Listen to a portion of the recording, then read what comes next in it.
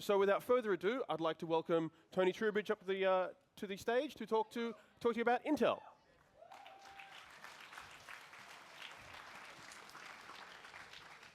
Hey guys, how's it going? Is everyone having a good time? Yeah, we've been here all week? Yeah? All right, cool. Well, obviously, as the host said, David, my name's Tony Trubridge, and I am the owner and managing director of Team Immunity. Put your hands up if you've heard of us. Okay, I was going to give something away, but okay, there's too many people. Sorry, guys. Basically, I'm here to talk to you a bit about Intel's new CPUs, third generation, and SSD, and obviously the motherboards and the chipsets that they work with. So let's just kick it off straight away now. Now, everyone has to read this, so I'll give you a minute to read this. No, I'm just joking. It's all good. It's all good. I didn't do this, so it's all good. All right, we'll move straight on. First thing is third generation CPU update and benchmarks. So we're going to talk a bit about all the new CPUs out there. Does everyone know, so obviously there's Socket 1155, and we've also got 2011. So there's the two different streams for enthusiast gamers. You've got the mainstream, the 1155, where you have the new Z77 chipset, and then of course the X79, which is the more workstation, the more hardcore extreme gamer chipset. So we'll talk a little bit both about those. Then also SSD.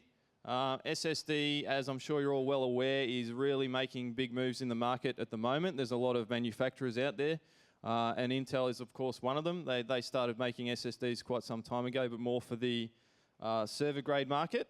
And so now they're obviously moving more into a consumer-based, gaming-based market. So put your hands up if you actually have an SSD now. That's pretty good.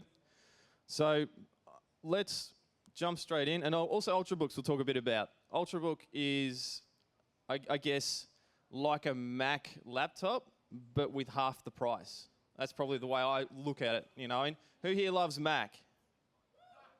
Yes, it's not bad. Look, it has Intel gear in it anyway, right? So we can't boo it too much, but you're paying for the name. So we'll talk a bit about the Ultrabook as well, how it brings obviously low profile computing to the mobile space. So first off, third gen has lots of features. Now for gamers, the one that really interests us is what? DirectX 11, yeah? Onboard GPU, which is pretty cool with the CPUs. So you don't actually, the big thing for me as a gamer is you're not going to use an onboard graphics card to play your games, eh?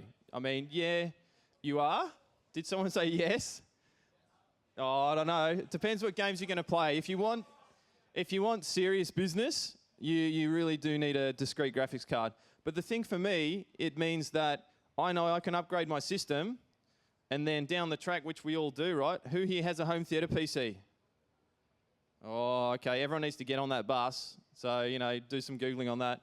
But basically, you use it as your gaming rig, and then in a year's time, 2 years' time, whenever it is, it's so easy to make that transition. You throw it as a home theater PC, and bang, you take your video card out, you can sell it to your mate, yet you can still run it as a home theater PC. You don't need to buy another video card. So for me as a gamer, that's what really appeals to me. And obviously on the mobile platform, the onboard GPU is literally becoming more powerful literally by every 6 to 12 months as new versions are released and new updates to the drivers are released. So, I mean, StarCraft 2, prime example, I've got a couple of my players here from StarCraft 2.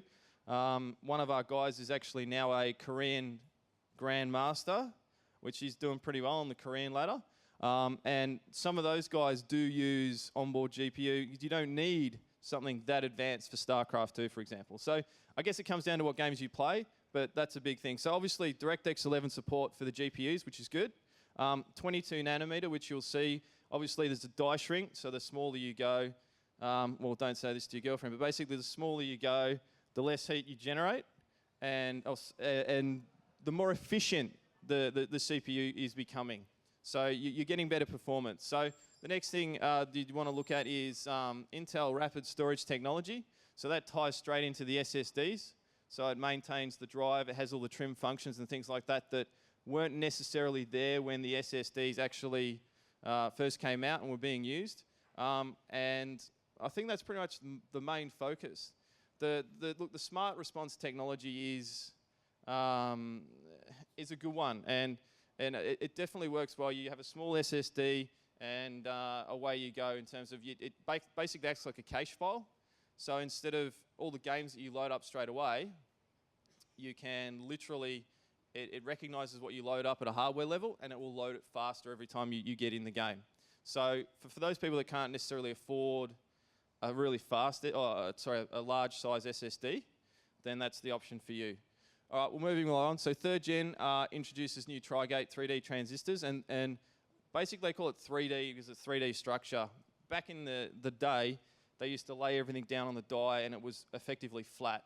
These days they've developed new technology so that there is a 3-dimensional, matrix of the way the process is designed. This is part of the reason why Intel's been able to maintain the performance crown and really improve their products moving forward continually on their TikTok cycle. So, and as it says up there, 37% performance increase at low voltage. That's the big thing for Intel, is faster but less voltage. And with power bills that some of you guys might not necessarily care about, but with power consumption, really, power bills becoming more expensive, and consumption, instead of increasing, it's decreasing. We're getting faster processing for less power. Here, of course, is just another quick overview. We've got the i3, the i5, the i7. i3 is the entry level. i5, of course, is more your kind of corporate desktop work level, and then i7 is more of your enthusiast gaming. You want to do serious business level. So obviously up here it details Turbo Boost technology. They're continually refining Turbo Boost, which I'm sure you're all aware. If we go back in the old days, you used to hit a button on the PC and it would actually speed up the processor, whereas now it does it all dynamically. It'll see how many cores are actually being used, and it will dynamically overclock those cores depending on the thermal efficiency of the processor. So if you're playing an old game, maybe you're playing, I don't know, Codename Iceman. Has anyone ever played that? Oh yes, this guy, I love it. So that game's quite old, but if you're playing an old game that's only running on a single thread, it will actually overclock that as required. If it's if you've got a quad core, but you're only using 2 active threads, it will literally overclock the 2 cores you're using. So Turbo Boost is, I guess, a really big thing that for me isn't discussed enough, and it's definitely something to look into a bit further. So the new thing, obviously for Intel, is wireless display technology, which is it's effectively. Does everyone know what HDMI is? You connect your TV to your Xbox, etc. It's wireless HDMI, more or less. It's a version thereof. So there's lots of cool new features that are continually adding, and this is obviously 3rd gen Intel. So this is talking primarily about the graphics, all coming with the GPU on board. What they have up here, the interesting one for me is secure sharing across devices.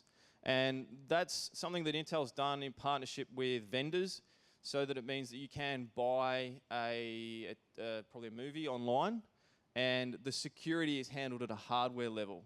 Now, for those people that might use BitTorrent, that's fine, there's no dramas there. But the thing is, if you legitimately purchase something, you know that you're going to be the one that can watch it, and no one's going to take it from you, and it all works out well. So Intel QuickSync Video is also a really good one, which is really amazing when they first came out. If you do a lot of video encoding, just that technology will give you up to a 50% increase in encode time. So if you've got an XVID, or you've got something, or you want to turn something, some captured footage into an XVID or something like that, you literally will do it up to 50% faster if you're using the Intel QuickSync technology. And it's a really amazing piece of software. HD graphics and wireless display, which we discussed just a moment ago. So has everyone heard of Thunderbolt? Get a show of hands. Who's heard of Thunderbolt? Yeah. Who knows what it was called before Thunderbolt? Hands? Anyone? Okay, it was called Light Peak. That was kind of the code name. Oh, was someone up here? That was good. So I personally preferred Light Peak, but I think Apple had something to do with naming it to Thunderbolt, so we can all blame them. Ultimately what it is, it's a replacement for USB. So USB 2, USB 3, as it's set up here, 20 times faster than USB, 2.5 times faster than USB 3. Every device can act like a hub, and 80 gig hard drive. You can transfer an entire 80 gig in 1 minute. Now that's pretty cool. You go to your mate's house for a LAN. He's got a few, I don't condone this by the way. If he's got a few games that you might like, you know, maybe have a quick try. As long as you go and buy it the next day, it's all good. All right, moving on. So the improvements with 3rd gen over 2nd gen is really, as we see here, 3D Mark 06, 34% increase overall.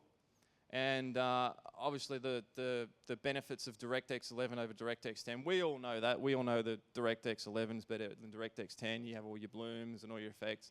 But the thing that's really pushing here is you can now get this on board on the onboard GPU. So whether that's in your laptop, your Ultrabook, or whether it's on your desktop PC, you get access to these features now. You're not left out in the cold and you can't, you know, you're not waiting for these cool graphics that really pop up.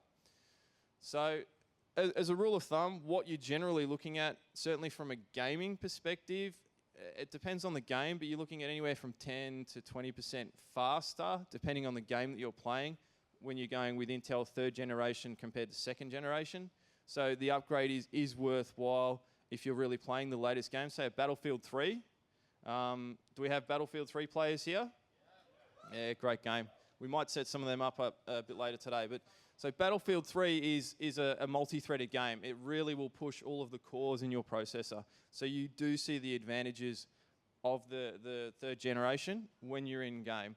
Playing your older games, you're not going to really notice that much. If you're someone that just sits there and chills and plays games 10 years old, then it might not be as much of a benefit for you. But certainly if you are playing the latest and greatest, then it is worthwhile to you. Again, this is just discussing some of the more statistics. 50% faster for QuickSync, as I was saying earlier. So when you are doing a lot of video encoding, it can be a lot faster. The interesting one for me is this image on the right. Now, this might be a bit controversial. It says 100 and more, right? So improved mainstream PC and gaming graphics. Mainstream PC games playable with console-like experience. Now, is that a positive or a negative? So it's an interesting one. I think what I'm trying to convey is console is good apparently, but we're all PC gamers, right? Yeah, here we go. So, you know, it has good performance, but, you know, this is what we need to move forward with. Okay, so this is just discussing a bit about the chipsets. I'm just gonna glean over this very quickly. As I said earlier, the latest and greatest is the Z77 chipset. Comes with all the, you know, USB 3, has 6 gig SATA, SATA 3, etc. And then the X79, and then there's the H77 and 67, etc. Obviously, it's moved forward. That's more, the H is more for the home user and the home theater and stuff like that. So it's the trimmed down boards, but certainly the Z77 is the next level up on 1155 socket for the, I guess, entry-level gaming, and which arguably, I guess, the vast majority of people are. It's, you know, kind of at that level. And then, again, the next step's the X79, which is the Extreme. So I will just discuss a little bit about Ultrabook just very quickly. Intel was a major, I guess, contributor and designer of really pushing the envelope with technology and getting the technology smaller and smaller and getting to the point where you can have a laptop or you can have a tablet or you can have something like that with you at all times. I mean, most of us have got smartphones now, and we take that for granted. And so you can actually now, we're starting to see that really push heavily into the laptop market. And so this is where the Ultrabook comes in. It's very thin, as you can see, and it's pushed out through partners like Asus and Gigabyte and people like that. But let's just discuss a few things about what makes it unique. So less than 2.1 centimeters or 21 millimeters thick, which is pretty cool. Did anyone see that YouTube video where someone cut a loaf of bread with a iPad? Was it an iPad? Someone cut a loaf of bread? Yeah, this guy over here. So it's nice and thin. You probably don't want to cut bread with it, but it's pretty cool. Wakes up in a flash, less than 6 seconds. That's something that I think PC people have been wanting for a long time. You want to get home, and I think that's what differentiates maybe console to a degree. You want to be able to hit that button and bang, it's there. Even with other products, you know, smartphones, you have to load it up. It's got to do its thing, and it takes 10 seconds, 15 seconds, whatever it does. It takes a while. But the thing that Intel's really pushing at the moment with the Ultrabook is to really get that started up as quickly as possible so it's ready for use. Obviously, stunning visuals with the third generation GPUs. Extended battery life, and that was what I was discussing a little bit earlier, is literally the performance is increasing, but the energy consumption is decreasing.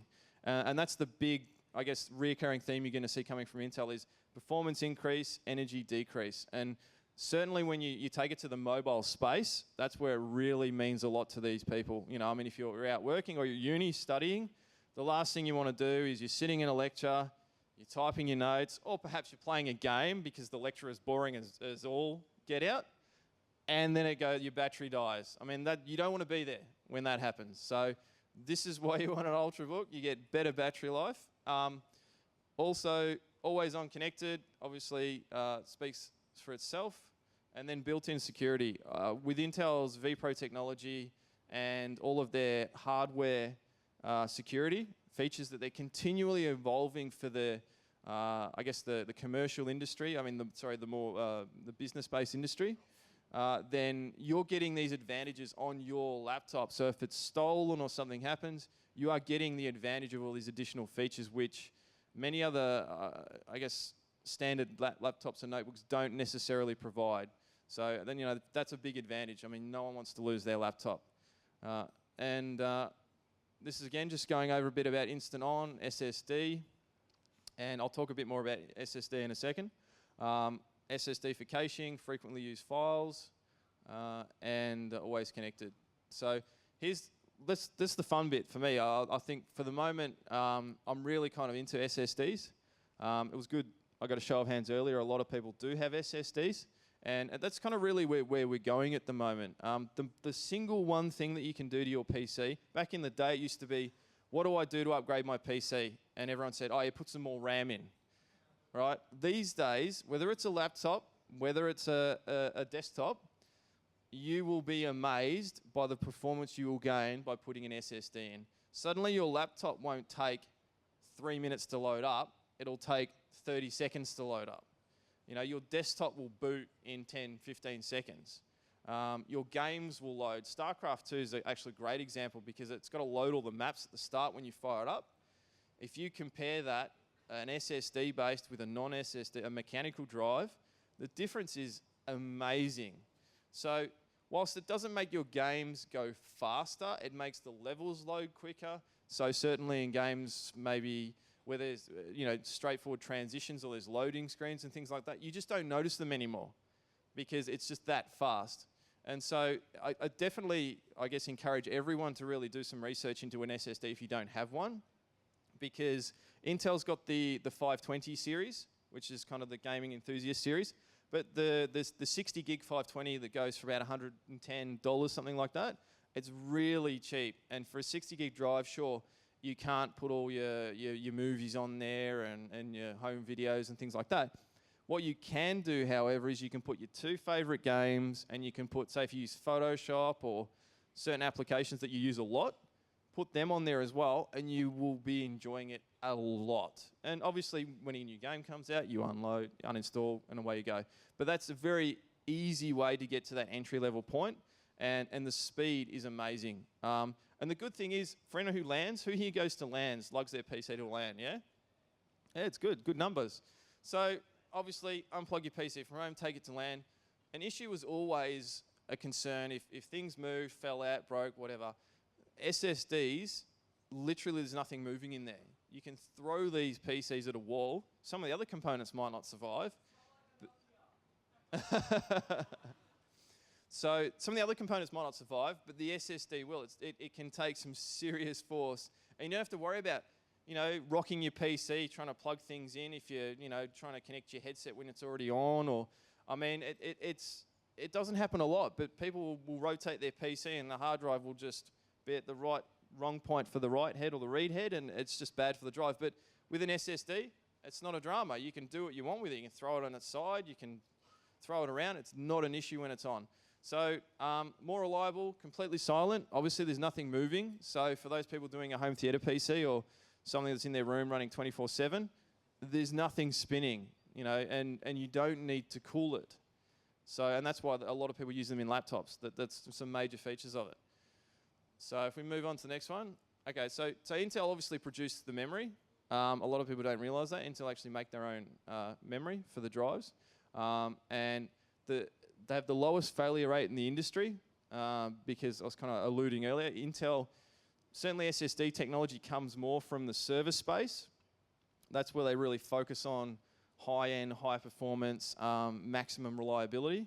And that's really what's been transferred over to the 520 series. And then there's also the 320 series that are a little bit slower, but they're not that much slower. So again, you're talking a bit cheaper and more accessible to you. And the big thing for me as a gamer, 5-year warranty. SSDs were given a bad rap for a while about, sometimes it loses data. A 5-year warranty, to my knowledge, I mean, feel free to set me straight. I don't believe there's any other manufacturer making SSDs out there now that provide a 5-year warranty. I mean, that's almost unheard of, that someone provides such a warranty. I mean, mechanical drives are anywhere from 1 year to 3 years, right? And you're getting this for 5 years, which is actually really impressive. So if I would want any of you guys to take anything away from this presentation is, yeah, look, 3rd gen is really good, of course. We need 3rd gen to be able to take full advantage of a SATA 3 drive.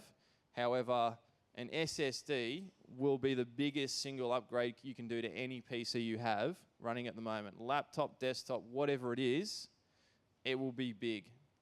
And that's what I'd really like to just impress upon everyone now.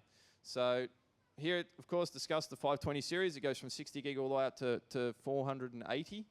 And then there's the speeds here. See 550 down, 520 up. No, yeah, it's about right. Yeah, 520 down, 520 up. So read write, sorry. And then the 330, sorry, not the 320, it was the old one. So they're slightly slower, as you'll see. It's 500 to 450.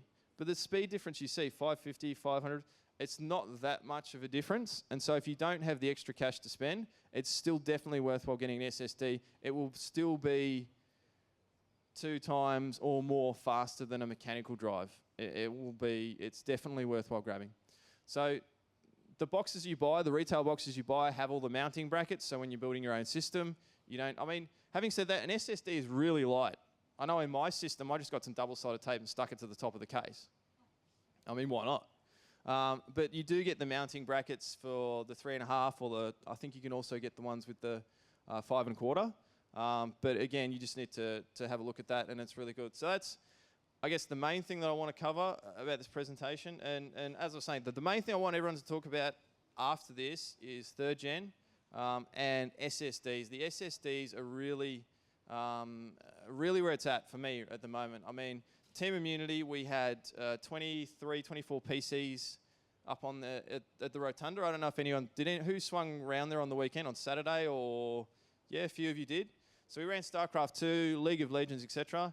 We had a few of those PCs with SSD, and the players that all came to me and said, "Oh my goodness, this is amazing." Well, those guys using SSD, like everyone else, loved the PCs, but you notice the speed difference. The same hardware can be in there. Like literally the same, you know, we were running Intel's 3960s, so extremes, 2 PCs, one with an SSD, one without. The difference is still quite significant. So definitely everyone go and grab an SSD. Make sure it's an Intel SSD. And I'll see you guys on the other side, all right? Thanks a lot, guys. Have a good one.